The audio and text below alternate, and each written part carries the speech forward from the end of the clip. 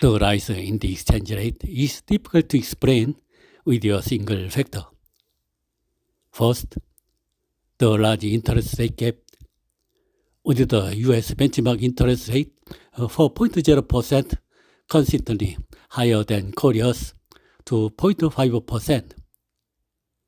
Preference for dollar assets with higher yields has intensified. Increased demand for dollars leads to a relative weakening of the Korean won and the corresponding appreciation of the exchange rate. An increase in the money supply intensifies upward pressure on the exchange rate. An increase in liquid funds in the market is likely to lead to a weakening of the Korean won. From the perspective of foreign investors, the exchange rate may rise further as they anticipate a decline in the value of the won and can withdraw their capital.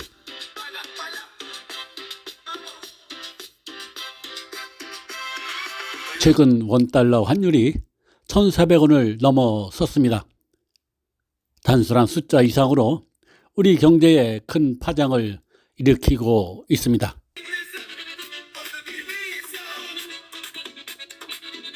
미국은 금리를 꽉 쥐고 달러는 더 강해지고 있습니다.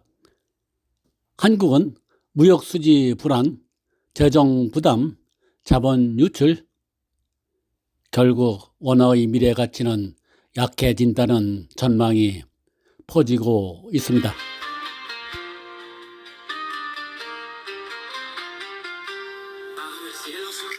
소확개미들의 해외 채권 투자, 달러 수요를 폭발적으로 키우고 있습니다.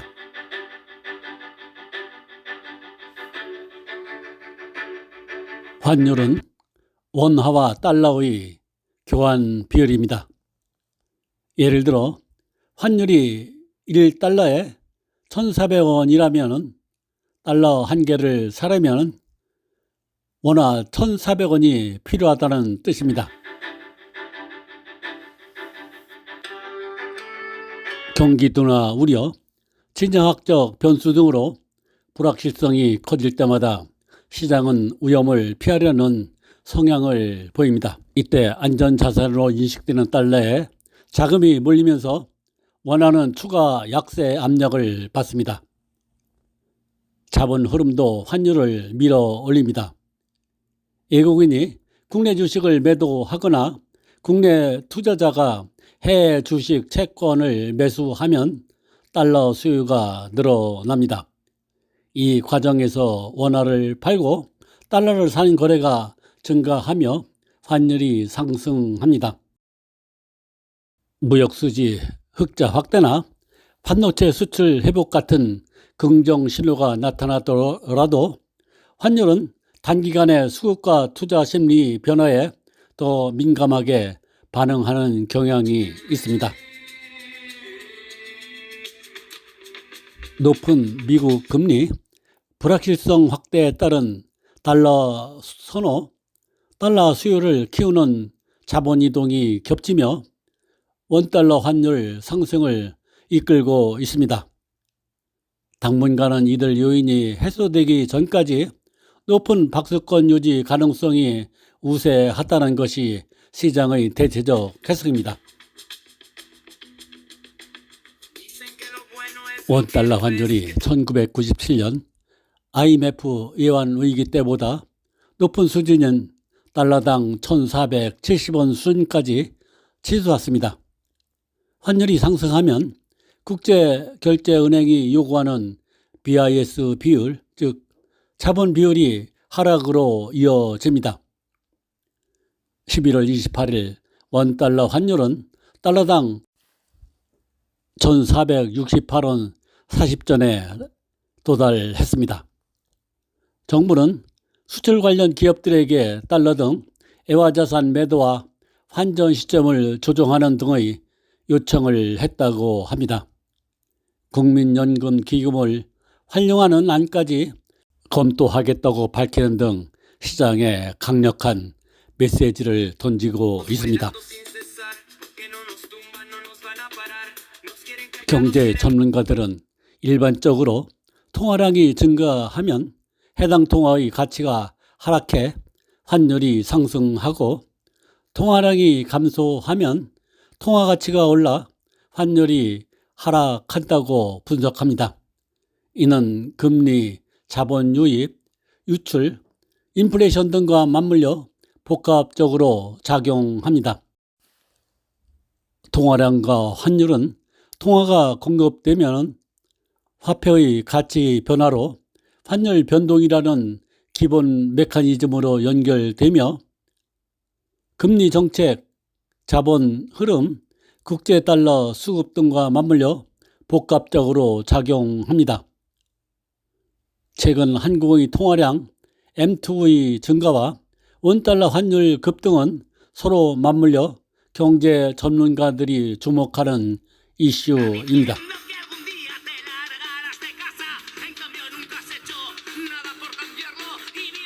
통화량이 증가하면 환율 상승 압력이 강해집니다. 시중 유동성 자금이 늘어나면 원화 가치가 약세를 보일 가능성이 큽니다. 외국인 투자자 입장에서는 원화 가치 하락을 예상해 자본을 회수할 수 있어 환율이 더 오를 수 있습니다. 환율이 상승하면 통화량 관리에 부담이 됩니다. 환율이 오르면 수입 물가가 올라 인플레이션 압력이 커집니다.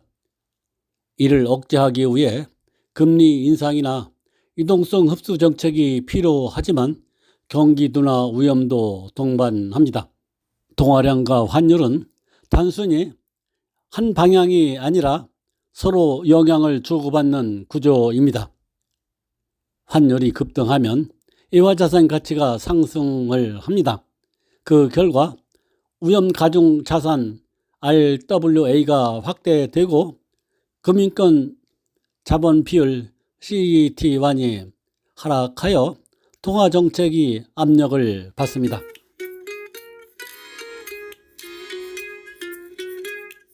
(2025년 6월) 기준으로 데이터를 요약해 보면 M2 통화량은 4월에 약 4,300조 원, 전년 대비 5.7% 증가, 8월에는 약 4,400조 원, 전년 대비 8.1% 증가, 9월에는 4,447조 원으로 역대 최고치에 달했습니다. 원달러 환율은 4월 8일에 최고치로 1,487원, 6월 30일에 최저치로 1,350원, 11월 7일에는 1,456원으로 급등했습니다. 한 국가의 화폐 공급이 늘어나면 화폐의 가치가 떨어집니다. 가치가 떨어진 통화는 애완시장에서 약세를 보여 환율이 상승합니다. 통화량이 감소하면 환율이 하락합니다.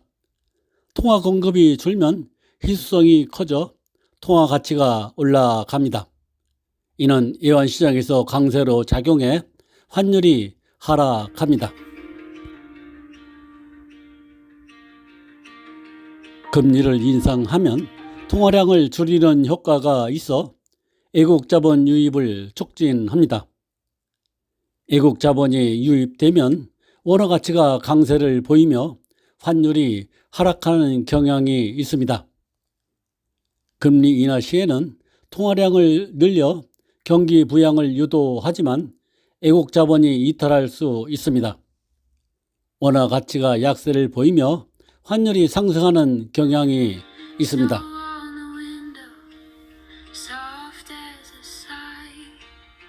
환율은 단순히 국내 통화량만으로 결정되지 않습니다.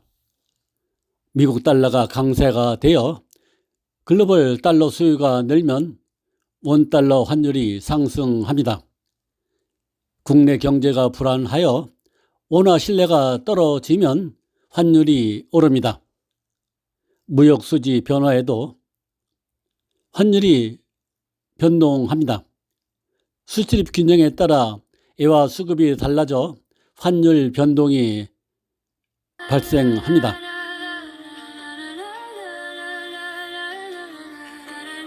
환율 상승은 수입 원자재 제품 가격을 올려 인플레이션 압력을 증가시킵니다. 환율 상승은 수출 기업에게는 유리하지만 수입 기업에게는 국내화로 더 많은 돈을 지급해야 하기 때문에 불리합니다. 환율 불안은 투자자 신뢰에 영향을 주어 외국이나 국내 자본의 유출입을 증가시킵니다.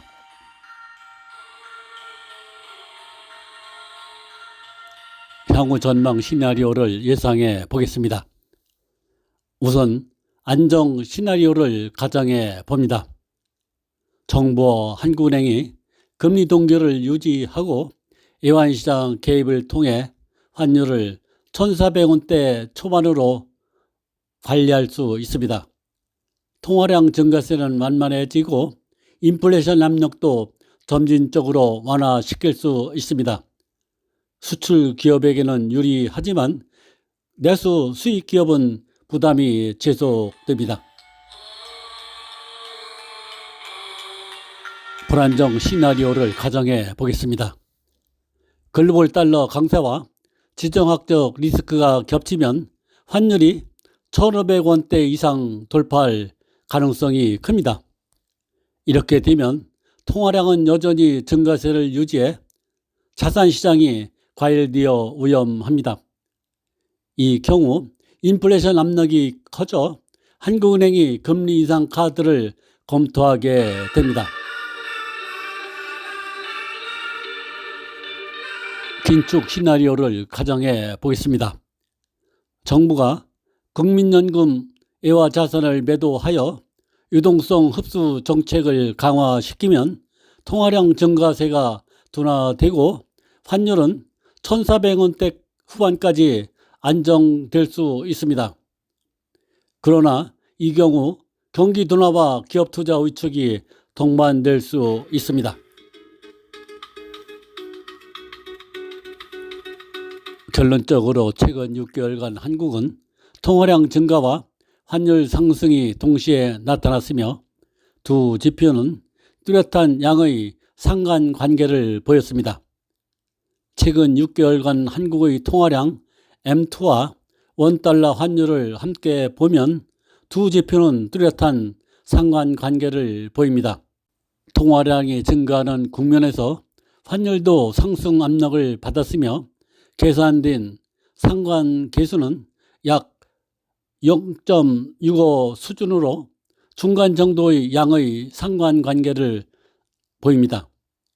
이는 향후 정책 대응에 따라 환율 변동성이 크게 달라질 수 있음을 시사합니다.